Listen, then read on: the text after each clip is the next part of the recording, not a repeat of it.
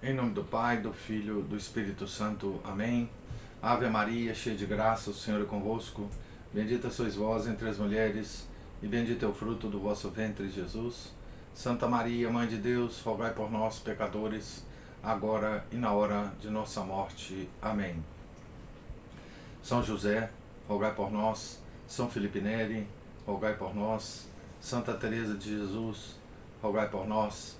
Nossa Senhora de Fátima, rogai por nós. Em nome do Pai, do Filho, do Espírito Santo. Amém. Bom dia a todos.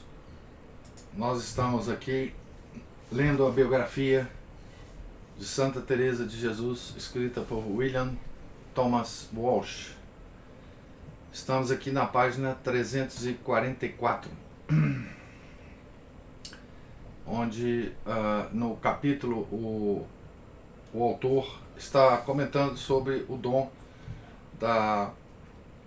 do discernimento dos espíritos de Santa Teresa, alguns milagres que as freiras conseguiram perceber em Santa Teresa, não é?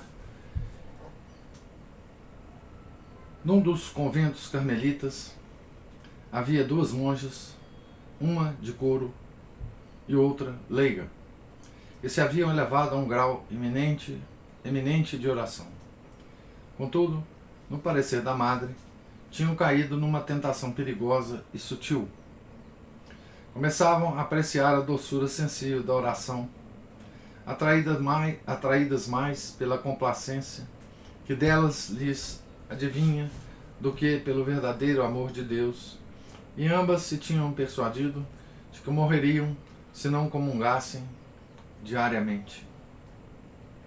A madre, no intento de as curar, sugeriu que permanecessem uma temporada afastadas da comunhão.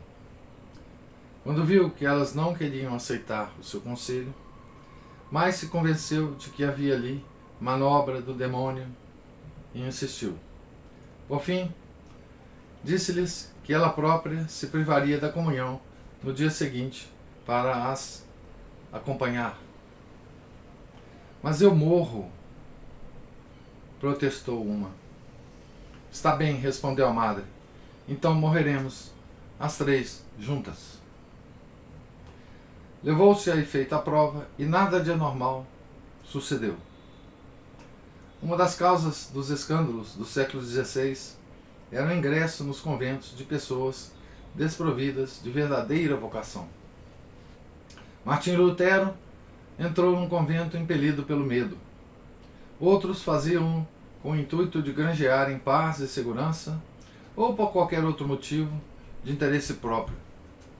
Muitas dessas pessoas, observa Ribeira, abre aspas, entravam nos conventos porque não dispunham de meios para casar-se ou não podiam viver no mundo com as comodidades e o prestígio que ambicionavam.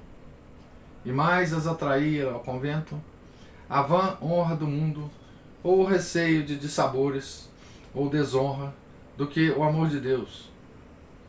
Portanto, não eram chamados pelo Senhor, fecha aspas. Raras vezes sucedia que esses lobos revestidos de pele de cordeiro enganassem os olhos experientes de Teresa.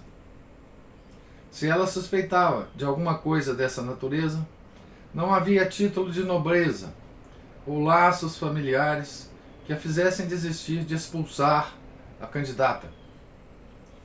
Abre aspas. Oh, mulher mais que mulher, exclama o seu biógrafo jesuíta, valorosa mulher, feita segundo o coração de Deus, renovadora da antiga idade da religião, modelo perfeito de santidade, verdadeira desprezadora do mundo e das suas vergonhas, fecha aspas.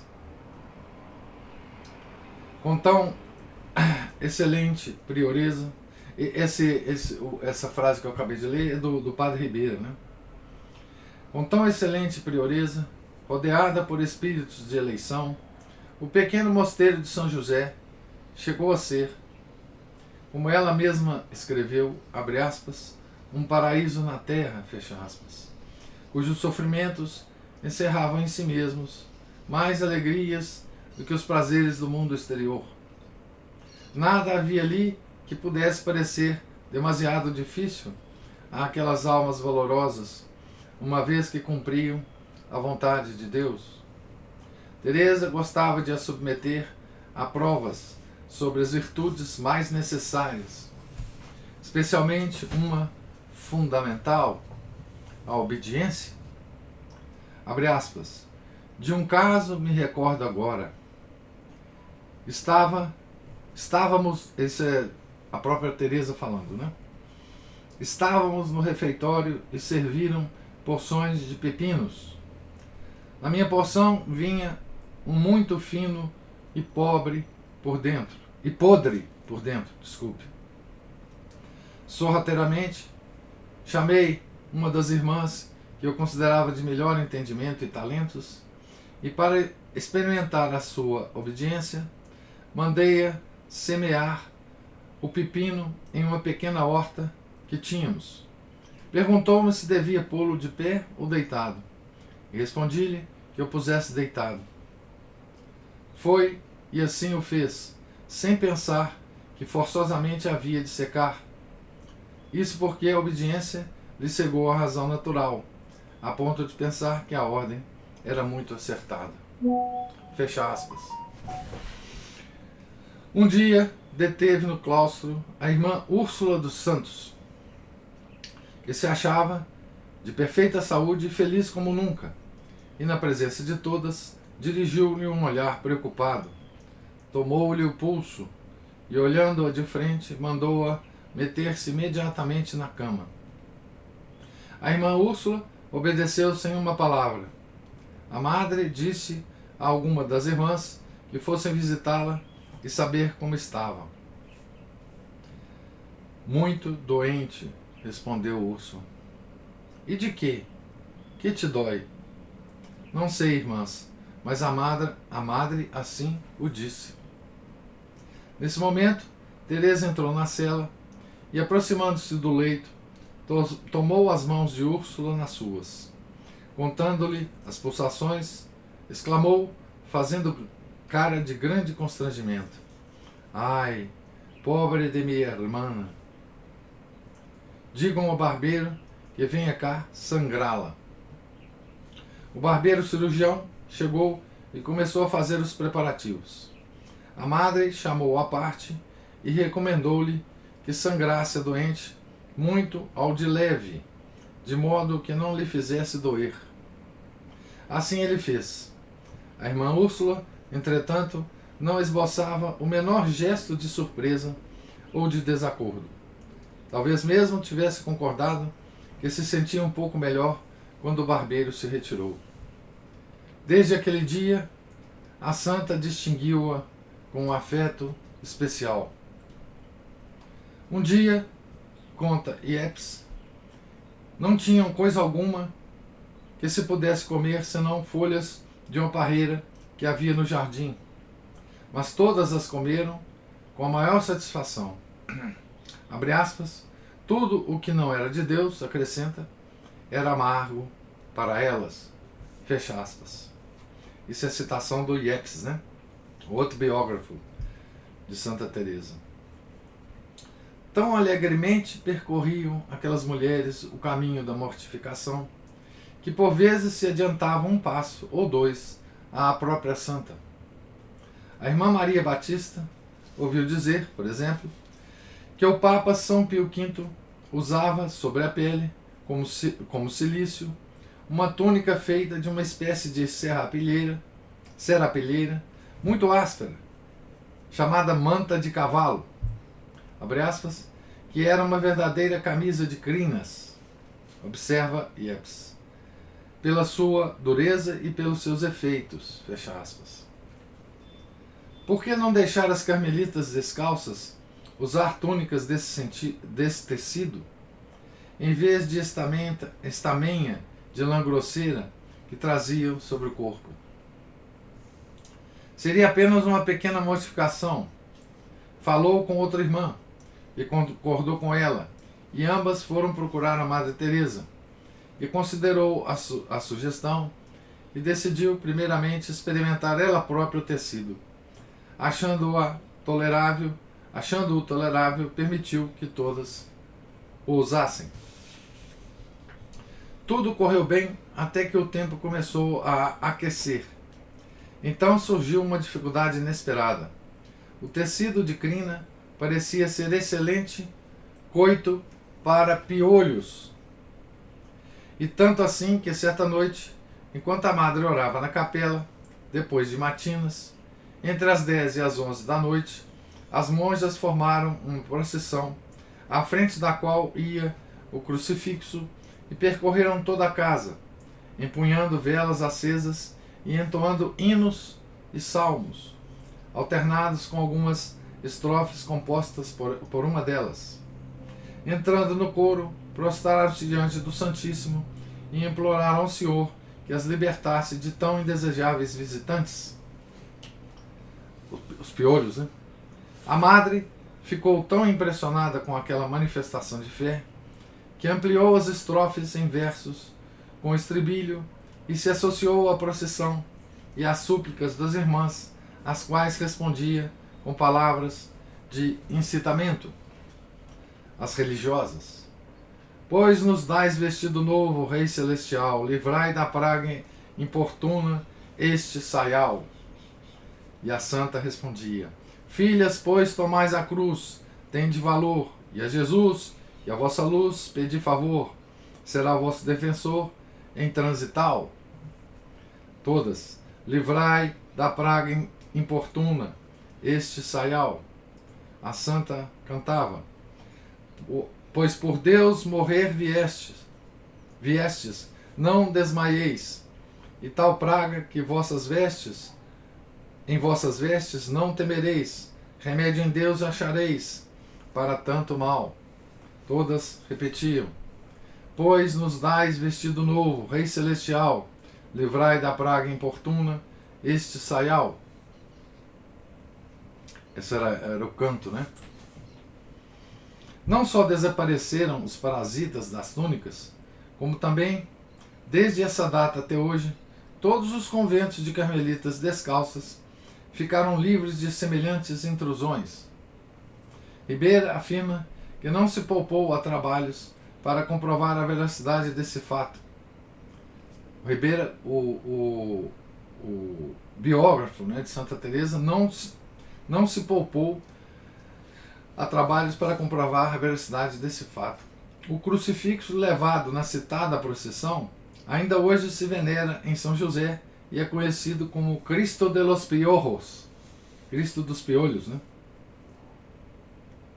No meio destes e outros episódios, a casa ia crescendo e prosperando, e agora, com o acréscimo de mais uma ala, depois com a construção de mais uma ermida no jardim, enquanto as vocações se tornavam tão numerosas que a madre não sabia já que dizer a tantas excelentes candidatas que se lhe apresentavam.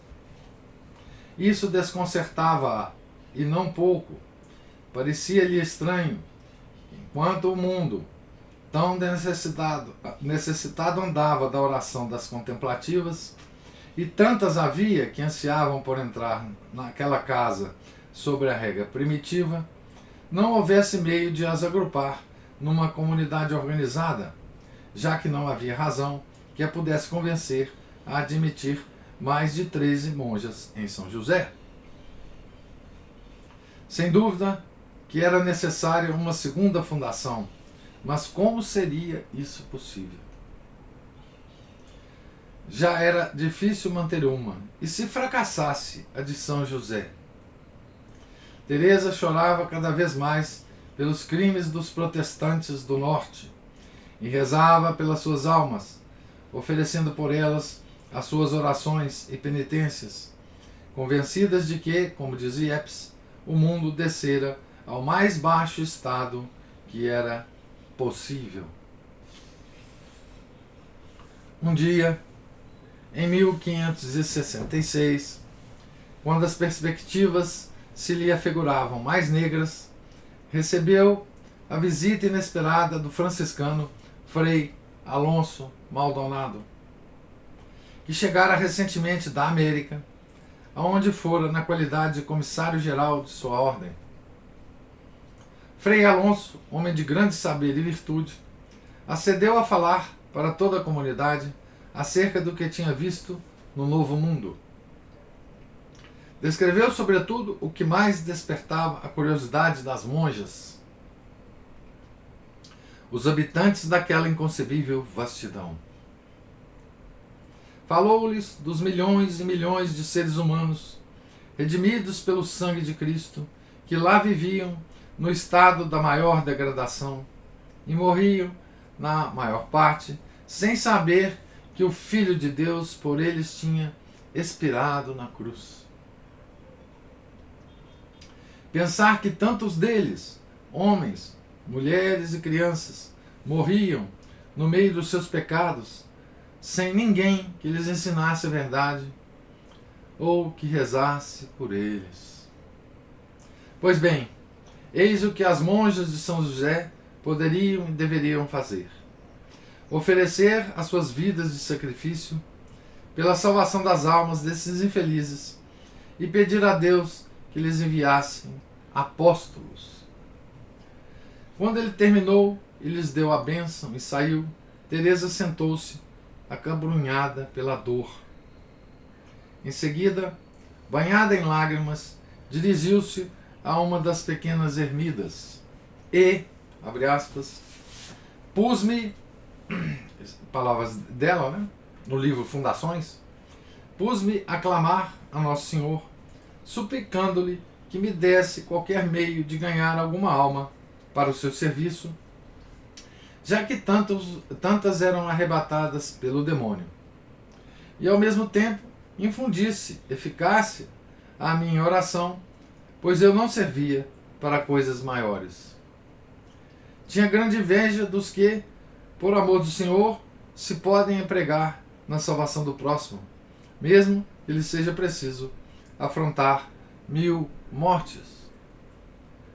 Com efeito, quando, nas vidas dos santos, me acontece ler que converteram almas, isso me causa muito mais devoção, ternura e inveja do que todos os tormentos por que passaram.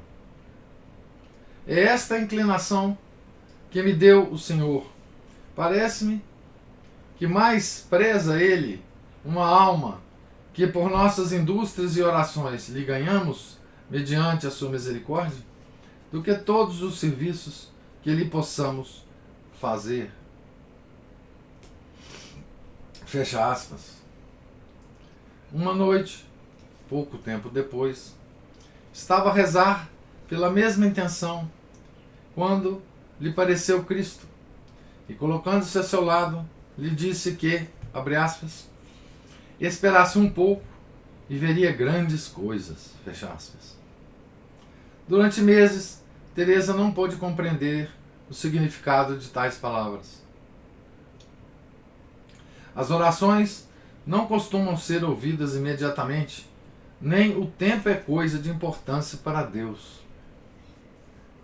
Teresa não podia sequer imaginar que, 3 séculos depois, as suas monjas da Reforma rezariam em Boston, à beira do Atlântico, em Santa Clara, no Pacífico, e nas planícies de Indiana. Deus, porém, cumpre sempre as suas promessas, e ela não tardou muito a descobrir qual seria a primeira dessas grandes coisas.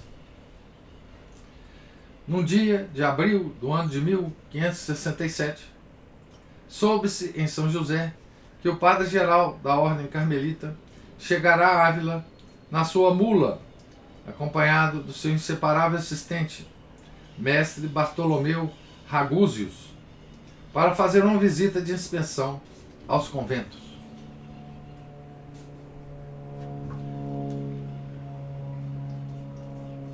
Então vamos ver o que esse... Qual é a grande coisa que traz esse inspetor, né? Padre-geral da Ordem Carmelita, né? Até a madre se sentiu possuída de grande excitação.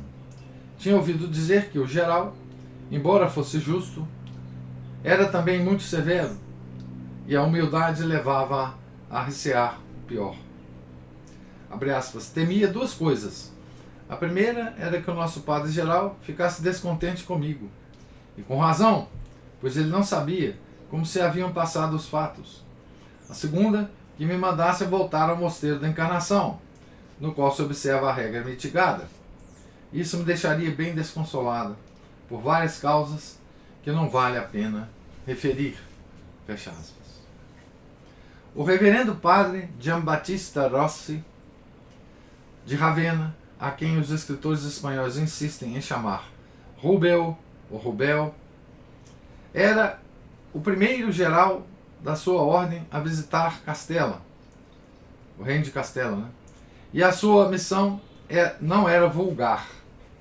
Largamente conhecido como teólogo, canonista e pregador desde os seus tempos de estudante em Pádua, fora chamado a Roma pelo Papa Paulo III e eleito geral dos Carmelitas num capítulo geral presidido por São Carlos Borromeu em 1564, quando Filipe II pediu à Santa Sé que enviasse alguém à Espanha para fazer com que os mosteiros espanhóis cumprissem as disposições do Concílio de Trento.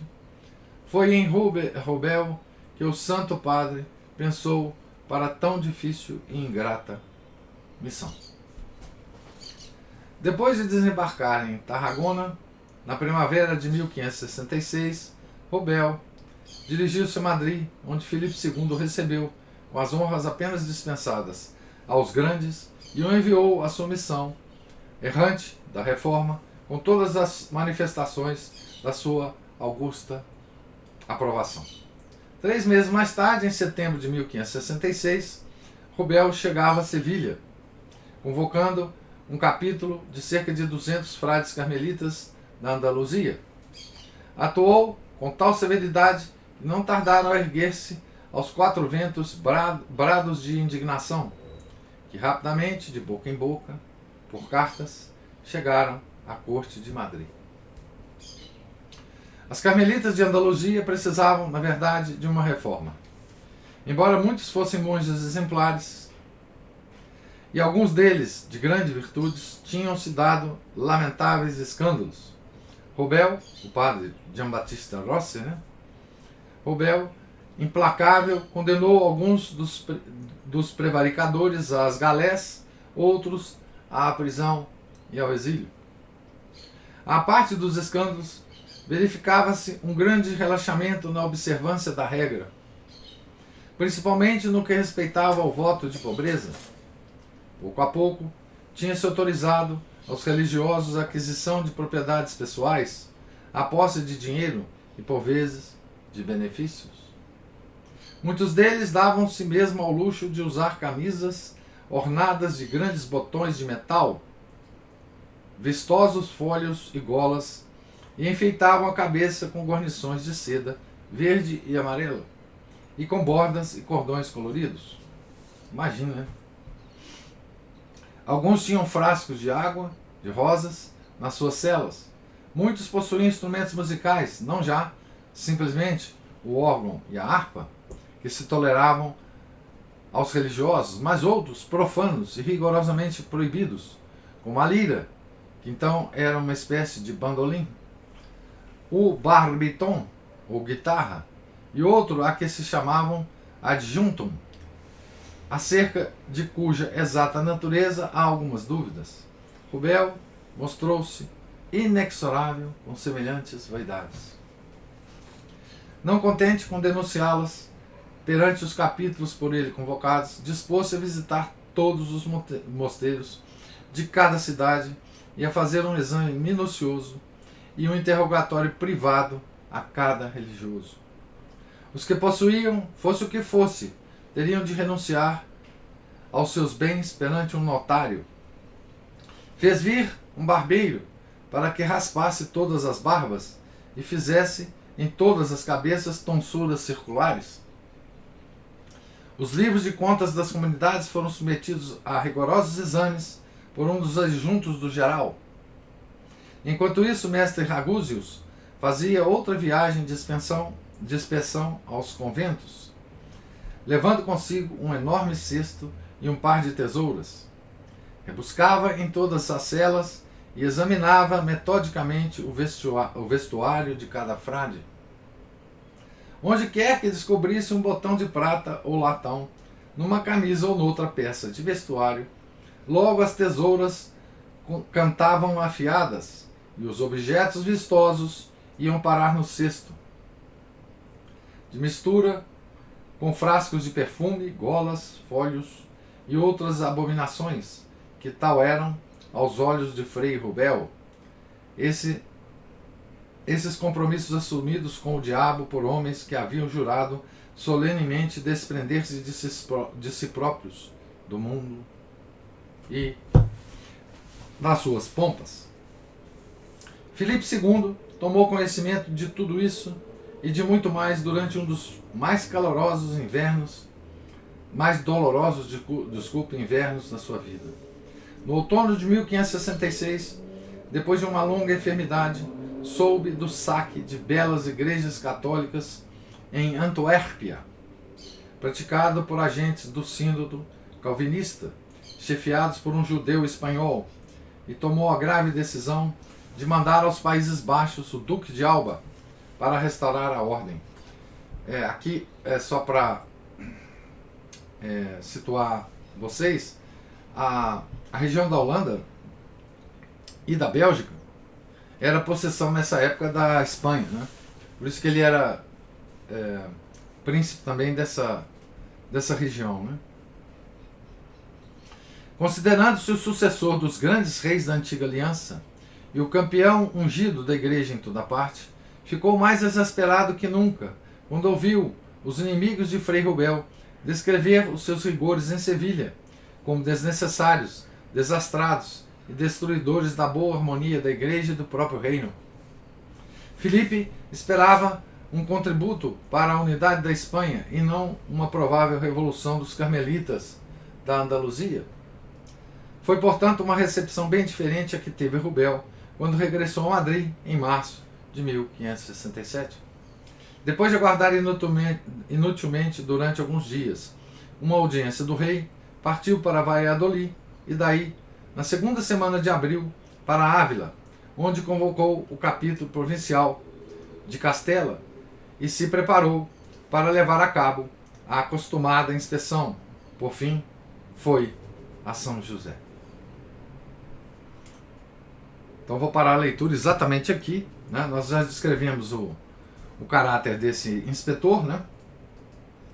E agora ele vai se encontrar e vai fazer lá a inspeção no convento de São José, né?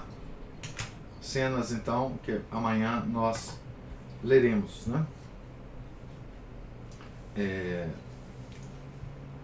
Então nós estamos aqui na página 354, né?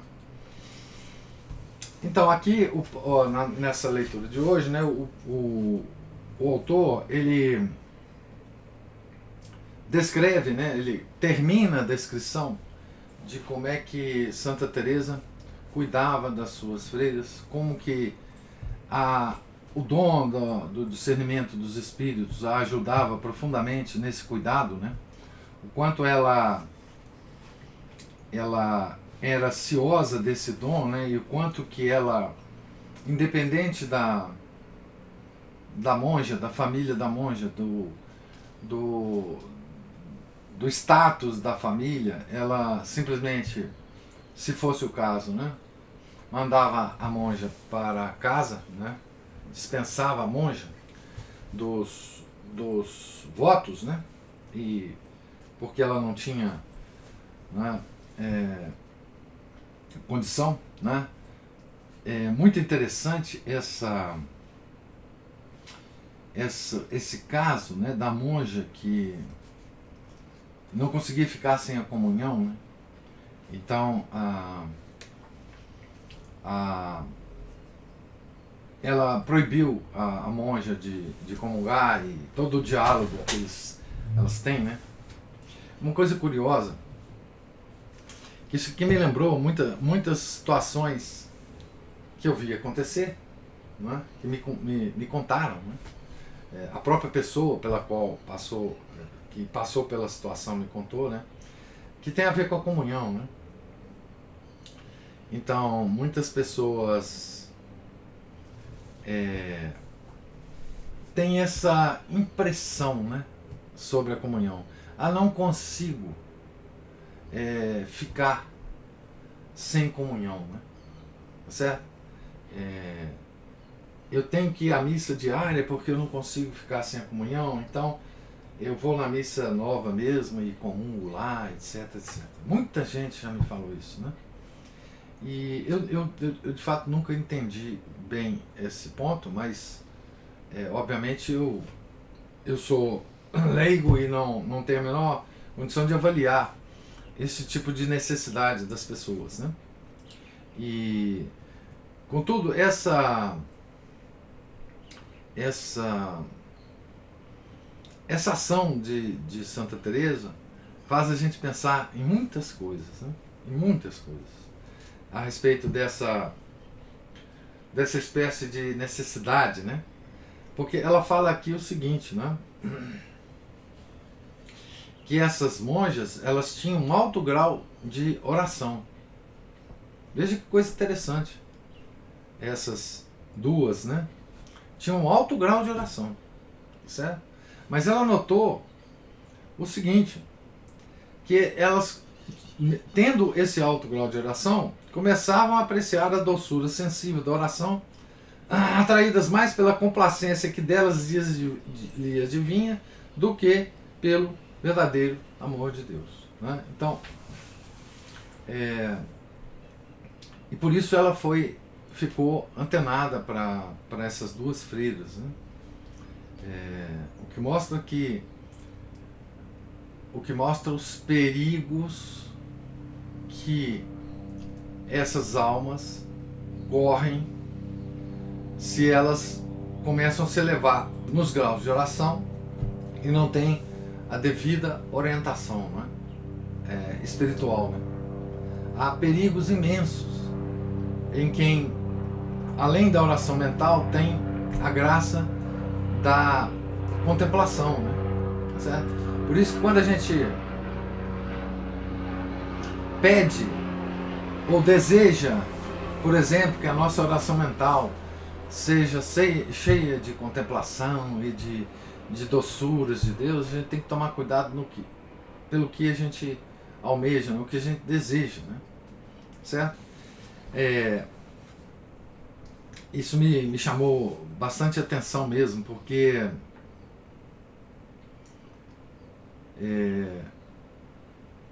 veja, o desejo de comunhão diária é um desejo aparentemente perfeitamente compreensível, não é?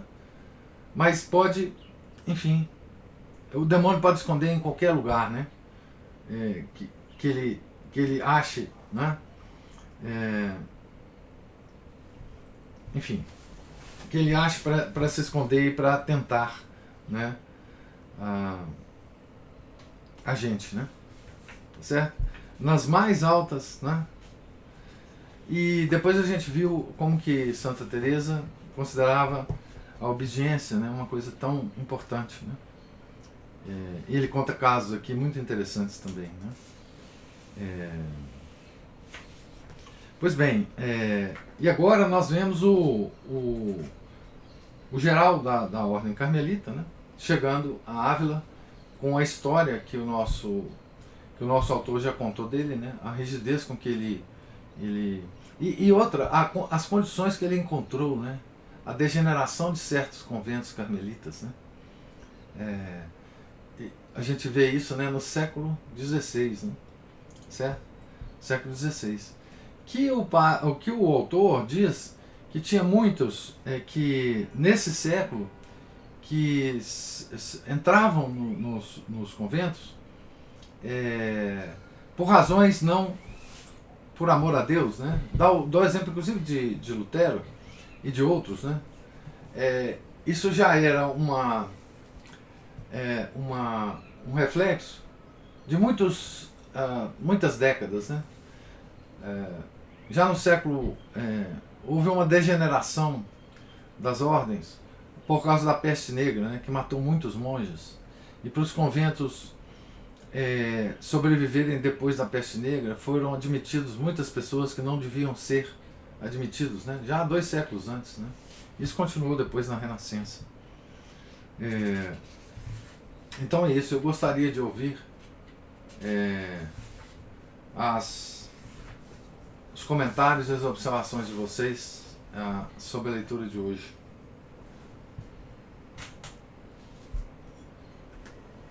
Oi, professor. Vai, Márcio. Márcio? Pensei que fosse a Cristina. Ela falou, vai, Márcio. Agora vocês decidem, eu não vou decidir nada.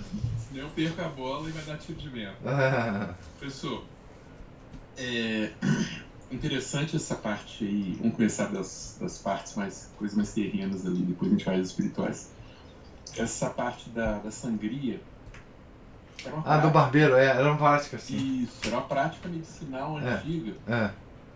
E sobreviveu até o século XX, viu? Exato. Aí deu aquela. Você já viu, né? Aquele suborninho básico, assim, daqueles globalistas para fantasiar de doações a universidades, para eles mudarem os currículos, né? Você já deve ter a respeito, né?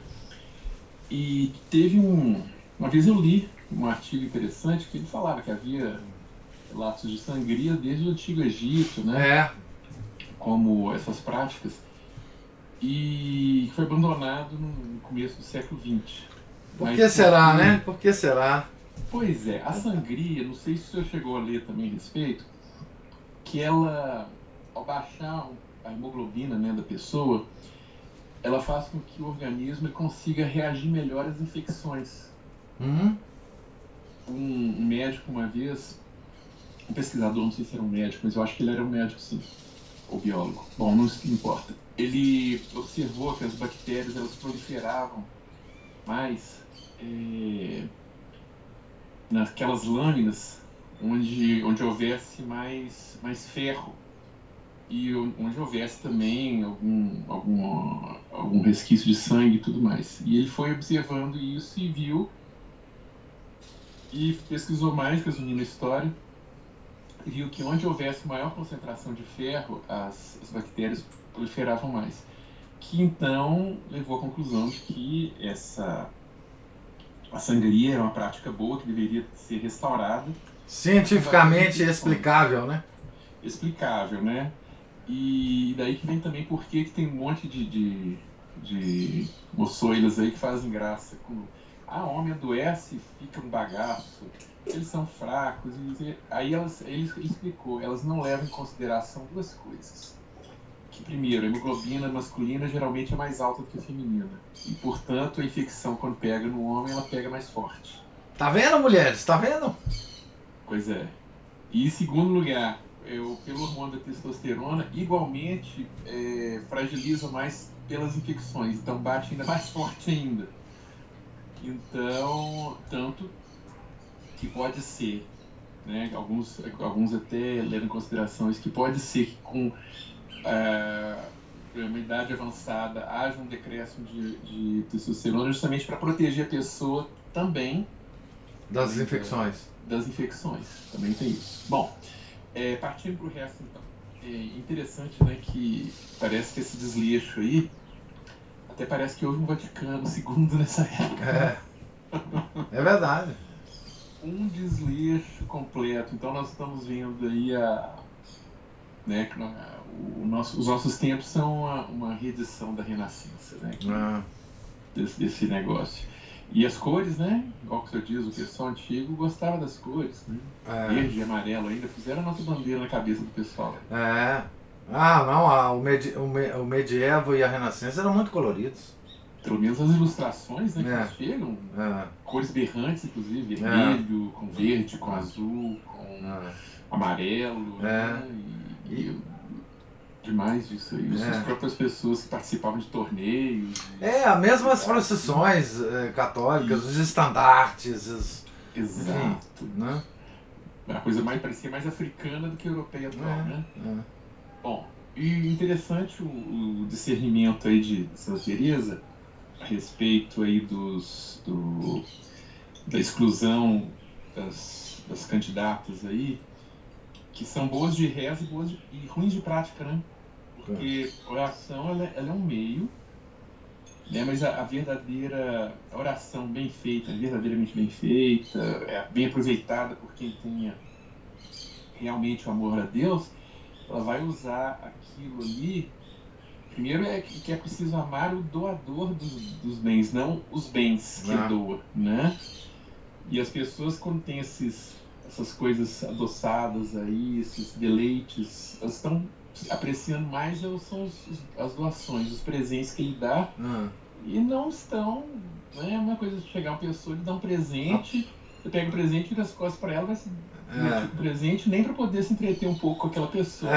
Agradecer. Deu presente, agradecer, trata ela bem, senta aqui, vamos comer alguma coisinha, vamos conversar, e aí, como é que estão as coisas? Não. Pega o presente, vira as costas e vai brincar com ele lá, igual uma criança mimada. E é aquela coisa também da oração, do perigo dela, é justamente isso, a pessoa se deleitar com aquilo que a oração dá, ou a meditação, né? E não pegar aquele propósito, né? Lá alguns autores chamam isso de eructácio, aquilo que tem uma erupção, né? Aquilo que rompe como um sinal para a pessoa tomar cuidado com mais e fazer alguma coisa também, né? Agir. Isso, tomar umas ações práticas, resumindo a história, exatamente. Agir. Né? Aquele ramalhete para poder lembrar, né? Um malhete espiritual para poder lembrar a pessoa, né? Continuar elevando a alma da pessoa a Deus, se manter essa presença, mas tem que ter esse propósito que vem, tanto que as meditações, os retiros, eles têm e sempre conduzem a um propósito. Tem que escrever um propósito. Né? Você vai verificar lá que você tem um problema, um defeito a ser corrigido, um vício a ser exterminado, uma virtude a ser desenvolvida. E é preciso realmente, às vezes até colocar por escrito para poder lembrar aquilo e poder exercitar aquilo, né? Um exercício espiritual que não termina com a meditação em si, mas ele começa ali para se tornar na prática, né, um exercício para a pessoa se fortalecer no amor a Deus e agir conforme, né, mais conforme, né? Exatamente. E aí Santa Teresa, na minha opinião, né, não sei se eu estaria errado, mas pelo que eu percebi e eu achei que ela viu isso também, porque é um mal que muitos de nós muitas vezes temos nessas orações imperfeitas que nós temos, e muita gente, às vezes, até estrangeiro fala assim, o brasileiro, ele é bom de reza, mas ele é péssimo de praticar, de prática. Né? Até o padre outro dia, no domingo passado, ele falou assim, quantos por cento desses católicos frequentam a missa? Segundo um dado estatístico que está rodando aí, 7%. Né? E a maioria naquele tipo de missa, né? Aí todo mundo fala, nós vamos salvar o Ocidente, porque a Europa perdeu a vida. Você vai. 14% dos católicos do Brasil vão à missa, e todos esses estrangeiros falam, o brasileiro é muito bom, ele reza, é uma beleza, mas ele levanta dali, ele não, entendeu? Nós gostamos de aparência, Márcio. O brasileiro gosta de aparentar. Quer torcer a cabecinha, né? Aquilo assim. Aparentar, meu cara, aparentar. Muitas vezes é aparentar mesmo. Às vezes a pessoa até consegue uma oraçãozinha boa, mas não passa daquilo. Né? E tem que colocar aquilo em prática. Né?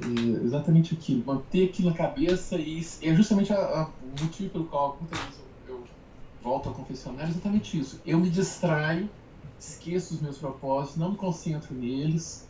Mas às vezes que eu consigo me lembrar, me concentrar, é uma maravilha. Eu acho super bem. Mas o problema são essas falhas aí, né? E eu, como brasileiro, me coloco também nessa parte. E aí você falou do pessoal da necessidade de comungar. É uma coisa que é muito estranha, que muita gente confunde. Eu quero, com eu tenho, eu preciso, né? Eu aprendi isso com a minha mãe. Minha mãe falava assim, você tem que fazer isso, você tem que fazer aquilo. Eu falei assim, não, mãe, você quer que eu faça isso. É diferente. É um discernimento que muita gente não tem. Né? E eu observava, às vezes, algumas alunas minhas, eu tenho... Não, você não tem. Você quer. Talvez você nem precise, inclusive. Mas você quer. Então as pessoas, elas confundem demais o querer, o desejo com o dever, com a necessidade. Então, é um discernimento extremamente básico. Estou falando de nada, né, de discernimento dos espíritos, estratosférico, nem nada. Uma coisa rasteira mesmo, a nível de voo de galinha mesmo. Né, de colheiro de galinheiro. Mas era só isso, professor. Obrigado. Desculpa, Cristina. Agora, depois, a próxima senha parece que é a sua. É a dela. Pois é, a Maria Cristina está falando aqui, excelente, pelo seu comentário, né? Eu quero é diferente de eu devo. Isso mesmo. Isso é uma ótima observação mesmo. Mas, Márcio, a respeito dos brasileiros, você está falando essa crítica que os estrangeiros nos fazem a respeito da oração e da ação. Eu lembrei de uma crítica numa área completamente diferente, mas que dá o mesmo caráter ao brasileiro. Uma certa vez, um dos maiores físicos do século XX veio visitar o Brasil. Ele se chama Richard Feynman, ele chamava, né? Prêmio Nobel de Física, um dos maiores físicos do século, talvez entre os 5 maiores físicos do século. E ele veio ao Brasil e ficou aqui no centro brasileiro de física e visitou universidades. E depois ele escreveu um livro onde ele comenta, uma das coisas que ele comenta no livro é a vinda dele ao Brasil e tal. E ele diz o seguinte, que o brasileiro, ele sabe muita matemática, mas não sabe nada de física. Os físicos brasileiros, ele dizia, os físicos brasileiros sabem muita matemática, mas não sabem nada de física. É a mesma coisa. A teoria eles sabem, mas a prática eles não sabem. É a mesma coisa, a crítica é da mesma natureza, em áreas diferentes. Então, nós queremos sermos de certa forma, mas nós não queremos agir para sermos dessa forma. Parece que isso é uma coisa impregnada no nosso espírito, né? Mas isso é só uma digressão aqui para passar a palavra para a Cristina.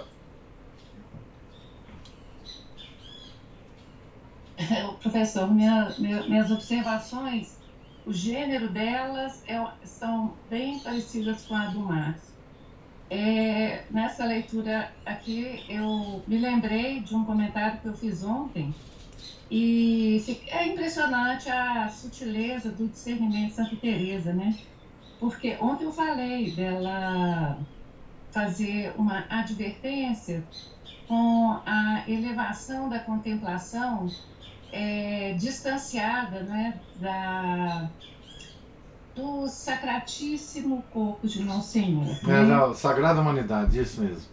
Sagrada Humanidade. E ela usa essas expressões, ela chama atenção em relação a isso, que você deve buscar o Criador pelas criaturas, que ela que afastar-se do corpóreo pode ser algo perigoso, mas ela não elimina essa possibilidade. Só que ela acha que isso é um estágio já de contemplação bem elevado. No entanto, hoje a situação é diferente, né? São 2 freirinhas apegadas ao sacramento, né? Porque ela também fala do sacramento como algo que deve ser buscado para você não se afastar disso, pelo menos nos estágios. No âmbito de Santa Teresa é tudo muito elevado, né? Não estou dizendo nada que seja muito próximo do que a gente vive, ainda mais tendo em vista nossos matemáticos aí, que somos nós mesmos, né? Então, o que me chamou a atenção é essa sutileza de Santa Teresa, né? E outra coisa é esse recorte histórico, a conexão que ele guarda com o que nós vivemos hoje. Quer dizer, um legado, não sei se posso chamar assim, de São Carlos Borromeu, logo após o Concílio de Trento, indo à Espanha para fazer aplicar as determinações de Trento, e ainda encontra na Espanha um judeu que está violando e destruindo os templos católicos. Lá em Antuérpia. Não, esse complô judeu é impressionante. Nessa época. É preciso ler os protagonistas da Inquisição para entender direitinho essa conversa aí. O mesmo livro do Walsh. É impressionante esse complô judeu. Nessa época. Olha a conexão com essa guerra que está acontecendo agora, que eu vejo no Facebook muitos católicos fazendo assim uma defesa tão exacerbada, porque isso eu também acho assim, eu também faço, do Estado de Israel, e Estado, não é nada que eu queira dar minha opinião, mas só que essas pessoas invocam até Leon Blois para falar que o católico não pode... exatamente essa questão do Concílio Vaticano II. E eu fico um pouco estarrecida, porque lá na escola do professor Marcelo, uma pessoa indicou um vídeo de um militar que fez uma exposição de 4 horas sobre a questão estratégica da guerra estratégica. O que os lados estrategicamente estão falando. Mas claro que para ele falar historicamente da questão, ele tem que ir lá na Bíblia e tudo mais. E é incrível como que, em algum momento, ele começa, primeiro, a falar que como foram perseguidos os judeus na Europa, fala da expulsão e fala da tolerância dos muçulmanos, e realmente isso é um fato. Enquanto a Espanha estava dominada pelos muçulmanos, os judeus tinham a liberdade de ensinar e tudo mais, e até depois também na Europa cristã eles tiveram. Mas o que chama a atenção é nessas análises, o catolicismo continua a ser tratado como foi tratado nesse recorte, assim, a gente pensando protestantismo, o judaísmo, e o que mais me espanta, ontem eu estava ouvindo uma live do professor Carlos Bezerra sobre o Vaticano II. O professor, é tão dolorida a traição que ocorre dentro da igreja, que eu juro, eu parei de ouvir, até postei lá no nosso grupo, de tão dolorosa que é, tão doloroso que é ver isso tudo. Isso se repete. Então, assim, só veja bem, numa análise de guerra atual, continua o mesmo propósito que aconteceu na época da Reforma, no Concílio Vaticano II. Não, o conluio dos judeus com os protestantes na época também foi visível. Visível. Esse caso da Madalena da Cruz, ela teve o conluio de protestantes com judeus, tá? Dos alumbrados. Alumbrada, né? Alumbrada, E eu estou trazendo todas essas questões aqui, que eu achei muito pertinente esse recorte, que nós lemos aqui en passant, com algo que eu andei lidando em função da situação real hoje. E eu acho assim, é muito necessário, não sei se viu, professor Raí, acho que é um juízo aí de cada um. Essas coisas precisam ser rebatidas, sabe? O analista estratégico, eu tenho que falar isso. O analista está conversando no YouTube com um blogueiro evangélico, claro, e ele só pode ser evangélico. E a pessoa começa a fazer o discurso dela invocando a interpretação que se dá da história. Sim, tudo, é um protestante. Depois ele cai naquilo que ele jura, que ele fala, eu não vou entrar nisso, eu vou fazer aqui uma coisa muito isenta. Uhum. Pois ele não é isento por princípio. Isso ele fala da propaganda, que a guerra atual se dá ao nível da propaganda. Pois ele está fundado na propaganda protestante para começar a fazer a análise histórica dele. É claro. Né? E aí, quando a gente escuta o professor Carlos Bezerra, com muita propriedade, explicando que vários outros também já explicaram, vários outros não, poucos, a diferença entre hebreu, entre judeu, entre a tribo de Judá, a religião que Cristo encontrou, que já não era mais o judaísmo. Isso. E essa mentirada que nós chegamos no final dessa história, com algo funcionando, que é a cabala judaica, que se afastou totalmente, né, da religião revelada para o povo judeu. Olha, professor, eu não sei o que pode ser feito para lidar com essa mentirada toda, sabe? É isso. Uma coisa que eu te sugiro é seguir o E. Michael Jones, principalmente agora. Ele tem lives no Rumble, se não me engano é no Rumble, e tem um perfil no Twitter muito, muito legal. E Michael Jones. Vou seguir. É o cara mais lúcido. O senhor já nos fez algumas, nos deu, né, algumas aulas sobre um aspecto mais do Gênesis, né, da cosmologia e tal. Mas essa parte dele realmente eu não conheço, não. O E. Michael Jones, ele lançou um livro agora, né, a respeito dessa questão judaica, e ele tem uma coleção de 3 livros que chama o Espírito Revolucionário Judeu, 3 livros de 800 páginas cada um. E agora ele lançou outro da narrativa do Holocausto. Então ele é um cara muito bom e os comentários dele são muito precisos a respeito do que está acontecendo hoje, né?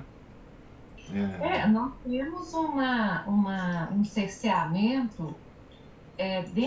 O senhor veja bem, os católicos, eu falo católico, eles não sabem, mas são modernistas sem saber, né? Eles criam uma situação de censura sem perceber que se aproximam muito dos pentecostalistas evangélicos, né? Americanos. Ideia de que existe ainda um judaísmo e devem ser protegidos, e deve existir, né? Sei lá como é que é esse negócio, é uma confusão danada. Mas eu vou acompanhar, sim. Acompanha lá. O Márcio, eu imagino, está aparecendo um ano aqui, mas eu acho que é o Márcio, ele fala assim: o islamismo, até a Primeira Guerra Mundial, protestantismo, liberalismo, convivem bem com o cabalismo e com o talmudismo, porque devem ser seitas talmúdicas. Pois isso sem... Olha, o Lutero, ele evitou que os príncipes alemães pudessem dar apoio ao Papa para lutar contra o Islã, que estava invadindo a Europa na época, porque ele dizia: eu prefiro o Islã do que o Papa. Então, o Lutero era assim: Islã, apoiava qualquer coisa, desde que fosse contra a igreja. Tá certo? Isso sempre foi assim. Tá certo? O protestantismo apoia qualquer coisa que seja contra a igreja. O judaísmo apoia qualquer coisa que seja contra a igreja. O islamismo apoia qualquer coisa que seja contra a igreja. É o inimigo comum. Não é isso? É o inimigo comum. Eles se ajuntam. Não tem jeito. Agora, a igreja está desprotegida por quê? Porque ela não tem capacidade de análise da situação real.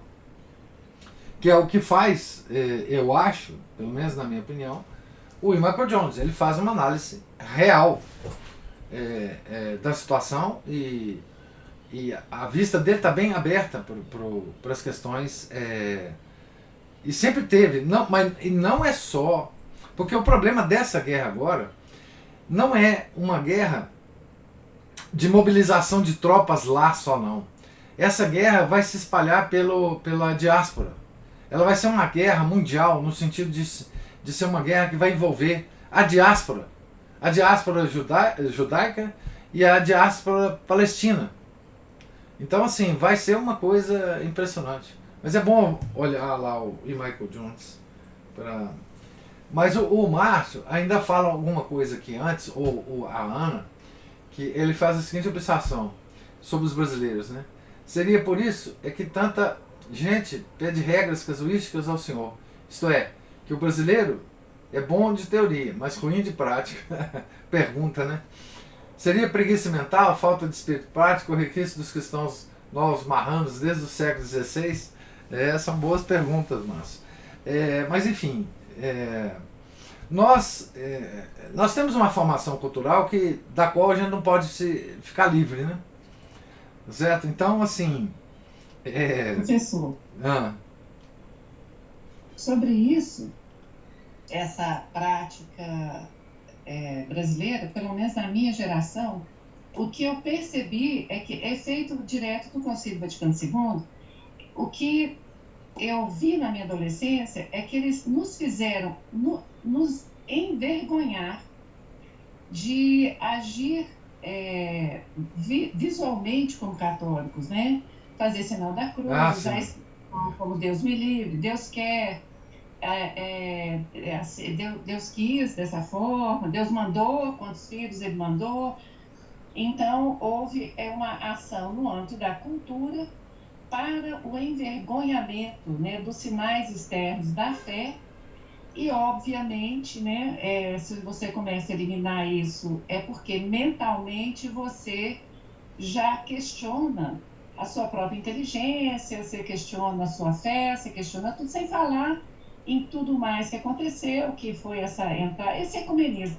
Eu reputo tudo isso ao Concílio Vaticano II. Nós perdemos o que a Igreja tinha de mais precioso, que era a ortodoxia, não é? A ordem, a determinação, a obediência, a precisão, tudo aquilo que, quando nós nos desviamos, porque nós nos desviamos sempre, todos os dias, a todo momento, Deus sempre nos proporciona algum momento de reflexão que você encontra Roma locuta causa finita, não é?